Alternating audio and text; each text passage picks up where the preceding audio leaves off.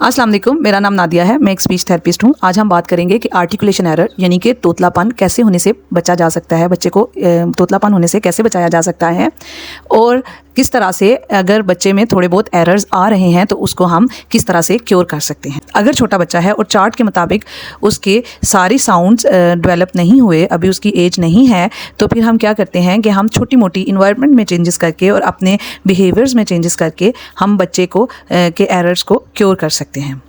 तो मैं कुछ आपको पॉइंट्स बताऊंगी जिन पर अमल कर कर हम बच्चे को आर्टिकुलेशन एरर यानी कि तोतलापन से निजात दिला सकते हैं। सबसे फर्स्ट पॉइंट है कि आपने बच्चे को कम नॉइस वाले इन्वायरमेंट में रखना है, यानी कि ऐसा इन्वायरमेंट दे जहां शोर कम हो, यानी कि टीवी, मोबाइल, इस तरह से जो चीज़ें हैं बहुत ज़्यादा इनका यूज़ ना हो और आवाज़ बहुत ज़्यादा ऊंची ना हो, ताकि बच्चे को नेचुरल साउंड्स जो हैं हमारे मुंह से जो निकलती हैं आवाज़ें वो बच्चे तक बआसानी पहुंच सकें और बच्चे को क्लियर आवाज़ जाए और सारी साउंड्स बच्चे के कानों तक जाएं। जब बच्चा सब साउंड्स को सुनेगा फिर उसको रिपीट करेगा तो वो सारा कुछ बच्चा सीखेगा। नेक्स्ट पॉइंट है कि आपने बच्चे के फेस टू फेस इंटरेक्शन करनी है, यानी कि बच्चे के लेवल पे होकर आपने बात करनी है। ये नहीं कि आप बच्चे को दूसरी तरफ मुंह करके या खड़े होकर कुछ बातें कर रहे हैं, उससे उसको हदायत दे रहे हैं। आप बच्चे को बिठाकर उसके लेवल पर आकर आई कांटेक्ट करवा कर फिर बोलें, ताकि बच्चा लोकेशंस को देखे, आपकी मूवमेंट्स को देखे। आपके जब आप बोल रहे हैं तो आप जब साउंड्स उसके कान तक पहुंच रही हैं तो उन साउंड्स की लोकेशंस को देखे, ताकि बच्चा उस चीज़ को बआसानी सीख सके। नेक्स्ट है सिंपल और क्लियर लैंग्वेज यूज़ करनी है आपने। कॉम्प्लिकेटेड यानी कि मुश्किल अल्फाज आपने इस्तेमाल नहीं करने। बच्चे को बहुत ज़्यादा अल्फाज से स्टार्ट करना है ताकि बच्चा और बहुत क्लियर बोलना है ताकि बच्चा बआसानी हर साउंड को सुने। बहुत ज़्यादा बड़ा वर्ड होगा तो वो सारी साउंड्स को बच्चे को मसला होगा सुनने में और फिर बच्चे को रिपीट करने में भी मसला होगा।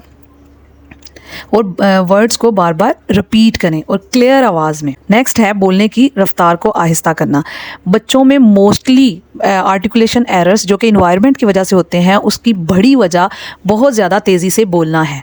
या तो माँ बाप या इर्द गिर्द के लोग जो बच्चे के साथ मिलते जुलते हैं, अगर वो बहुत तेज़ी से बोलते हैं और बहुत ज़्यादा रफ्तार उनकी तेज़ है तो बच्चा प्रॉपरली हर साउंड को नहीं सुन पाता, जिसकी वजह से बच्चे के अंदर ये एरर्स आ सकते हैं। तो आपने क्या करना है, जब भी बच्चे से बात करनी है तो अपने बोलने की स्पीड को आपने आहिस्ता करना है और क्लियर बोलना है ताकि बच्चा हर वर्ड के हर साउंड को सुन सके। नेक्स्ट आ जाएगा कि आपने स्टोरी टेलिंग और राइम्स के थ्रू बच्चे को चीज़ें सिखानी हैं। जैसे अगर आपको पता चलता है कि बच्चे की एज है, उसको टा डा आ जाना चाहिए इस एज में और बच्चे की ये चीज़ें क्लियर नहीं हैं, तो आप इस तरह की स्टोरीज़ चूज़ कर सकते हैं जिसमें ये वर्ड बार बार यूज़ हों और बच्चे को पता भी नहीं चले और आप आराम से बच्चे को वो चीज़ें बता सकें और वो वर्ड्स बार बार रिपीट करें और साउंड्स बार बार रिपीट करें और बच्चे को फेस टू फेस इंटरेक्शन करेंगे, वो लोकेशन बच्चा देखेगा। इसी तरह आप शीशे के आगे खड़े होकर भी बच्चे से कह सकते हैं कि गेम के थ्रू कि आ जाओ शीशे में देखते हैं, मैं ये ऐसे बोल रही हूँ, देखो आप बोलते हो। नेक्स्ट है मॉडलिंग टेक्निक, यानी कि इसमें ये करना है कि अगर कोई बच्चा जो वर्ड सही नहीं बोलता, जैसा कि वो कैट को टैट कहता है, तो आपने क्या करना है, आपने उस वर्ड को इस तरह से रिपीट करना है कि बच्चे को गिल्ट भी फील ना हो, बच्चे को टेंशन भी ना हो और बच्चे को डांटना भी नहीं है। बहुत फ्रेंडली इन्वायरमेंट में आपने, जैसे अगर बच्चे ने कहा है टैट, तो आप उस चीज़ को रिपीट करेंगे। आप कैसे करेंगे, oh yes cat, wow cat. उस चीज़ को आप प्रॉपरली क्लियर अंदाज में रिपीट करेंगे। और आपने जब भी ये करना है तो आप कोशिश करें कि बच्चा आपको देख रहा हो, आपने बच्चे के लेवल पर आकर बात करनी है। और अब ये बात आपने हमेशा याद रखनी है कि आपने अपनी स्पीड को, बोलने की स्पीड को बहुत कंट्रोल करना है। नेक्स्ट है कि डेली ऑब्जेक्ट के थ्रू आप प्रैक्टिस करवाएं, जैसा कि चीज़ ग्लास, स्पून, बॉल, शूज़, इन चीज़ों को बार बार रिपीट करें। आप ख़ुद इस चीज़ को जब बोलेंगे तो बच्चा उस चीज़ को बहुत ज़्यादा जब सुनेगा और जब सुनने के बाद वो आपको देखेगा तो वो इस चीज़ को इंशाल्लाह कॉपी करेगा। आपने बच्चे के ऊपर बर्डन नहीं बनाना। अभी चूंकि बच्चा छोटा होगा तो आपने बिल्कुल उसको एज ए टीचर काम नहीं करना, आपने उसको खेल खेल में सिखाना है और अनकॉन्शियसली बच्चे को हम ठीक कर रहे होंगे। डायरेक्ट थेरेपी के थ्रू नहीं, इनडायरेक्ट थेरेपी के थ्रू हम बच्चे को ठीक कर रहे होंगे। नेक्स्ट है गेम्स और फन एक्टिविटीज़ के थ्रू आपने बच्चे को काम करवाना है। ये आप कैसे कर सकते हैं कि आप पिक्चर बुक ले सकते हैं, फ्लैश कार्ड्स ले सकते हैं। आप क्या करेंगे कि बच्चे को जो भी आपने टारगेट साउंड्स लिए हुए हैं, आपने उन साउंड्स को की चीज़ें लेनी हैं और फिर बच्चे को मैचिंग करवाएं, रियल चीज़ों के साथ फ्लैश कार्ड को मैच करवाएं। इसी तरह से आप फ्लैश कार्ड्स को आपस में मैच करवाएं, ड्राइंग करवाएं। इस तरह से डिफरेंट एक्टिविटीज़ के थ्रू आप बच्चे को, फन एक्टिविटीज़ के थ्रू भी चीज़ को जब बार बार आप बोलेंगे, रिपीट करवाएंगे, बच्चा आपको देखेगा, बच्चा लोकेशंस को देखेगा, आप शीशे के सामने काम करेंगे तो बच्चा इन चीज़ों को इंशाल्लाह सीखेगा। आपने याद रखना है कि बच्चे पे बर्डन नहीं डालना। ये बात मैं बार बार इसलिए कर रही हूँ कि ये चीज़ बच्चे के अंदर उसकी पर्सनैलिटी के अंदर नेगेटिव असरात डालेगी। इसलिए आपने बच्चे को प्रेशराइज़ नहीं करना, आपने बच्चे को फ़न एक्टिविटीज़ के थ्रू सिखाना है, क्योंकि बच्चा अभी छोटा है। नेक्स्ट है कि आपने पॉजिटिव रीइंफोर्समेंट देनी है। जैसा कि अगर बच्चे ने चीज़ को, वर्ड को सही प्रोनाउंस किया, बच्चे ने सही तरीके से बोला, तो आप क्या करेंगे, आप बच्चे को क्लैप, आप बच्चे को शाबाश। इसके अलावा वैसे भी जब बच्चा आपके साथ इन्वॉल्व हो रहा होगा, आपके साथ एक्टिविटीज़ कर रहा होगा, तो आप ज़रूर इस चीज़ का ख्याल रखें कि आपने पॉजिटिव रीइंफोर्समेंट बच्चे को ज़रूर देनी है, ताकि बच्चे के अंदर काम करने की लगन पैदा हो। नेक्स्ट स्टेप है कि हम सिंपल एक्सरसाइजेस के थ्रू बच्चे के मसल्स को स्ट्रॉन्ग करेंगे, जिसकी वजह से बच्चे के अंदर ये एरर्स जो हैं वो नेचुरली सेट होते जाएंगे। तो उसमें सबसे पहले जो एक्सरसाइज आएगी वो ब्लोइंग एक्सरसाइजेज हैं। ब्लोइंग एक्सरसाइजेज बहुत ज़्यादा अहम होती हैं, क्योंकि इसमें बहुत ज़्यादा मसल्स यूज़ होते हैं।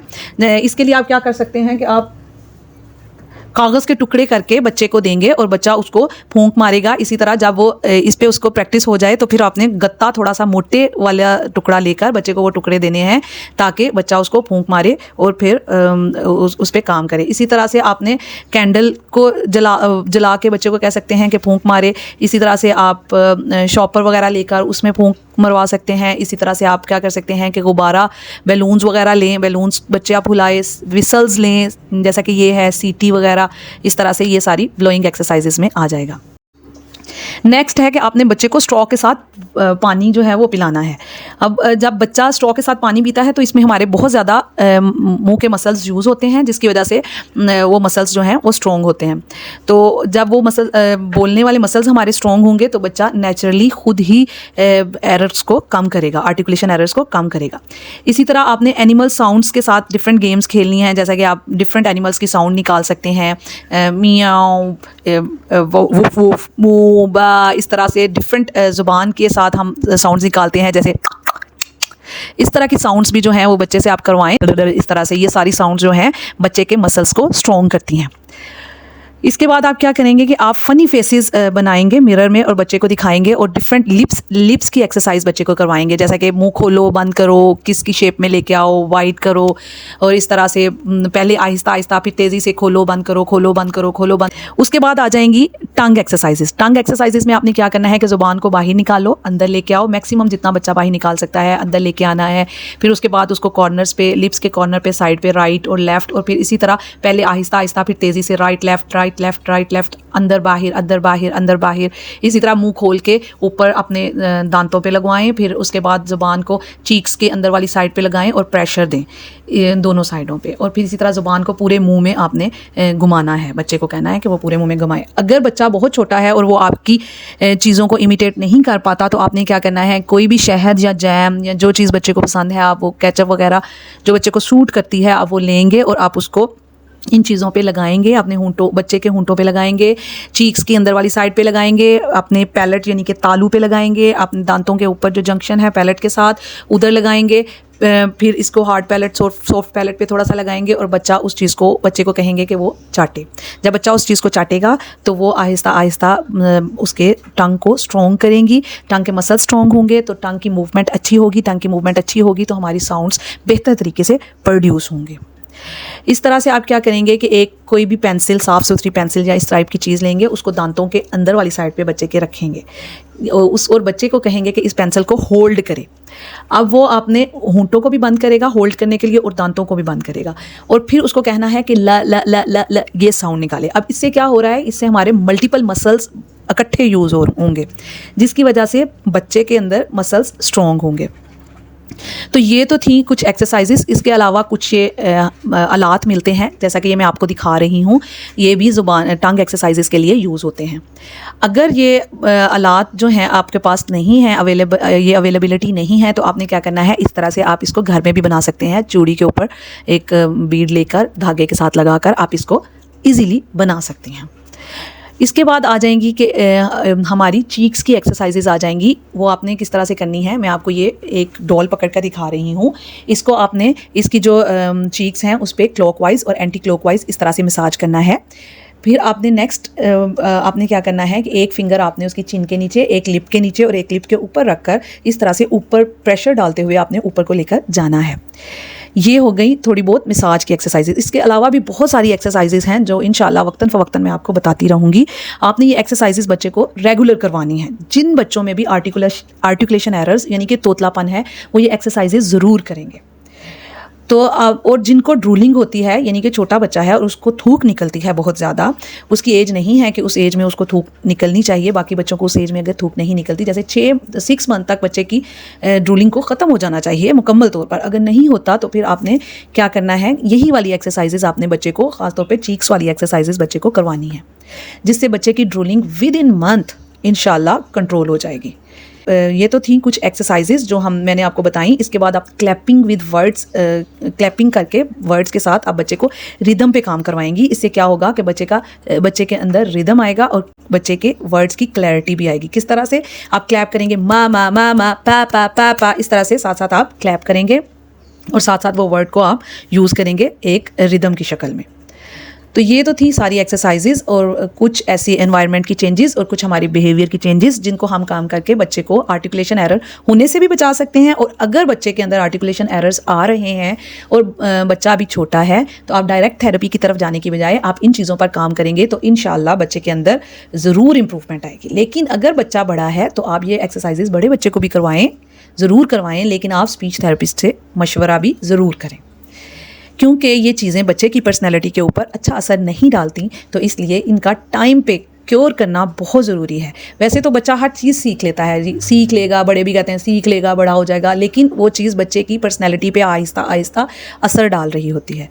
हमने एज ए माँ बाप बच्चे को बेस्ट देने की कोशिश करनी है। कुछ ये चीज़ें हैं जिन पर अमल करके आप घर में खुद ही बच्चे को थोड़ा बहुत इम्प्रूव कर सकते हैं। तो ये आज की वीडियो थी। मुझे अपनी दुआओं में बहुत याद रखिएगा। इंशाअल्लाह फिर नई टॉपिक के साथ मैं हाजिर होंगी। अल्लाह ताला आपके लिए आसानियाँ पैदा करे। आमीन। अल्लाह हाफ़िज़।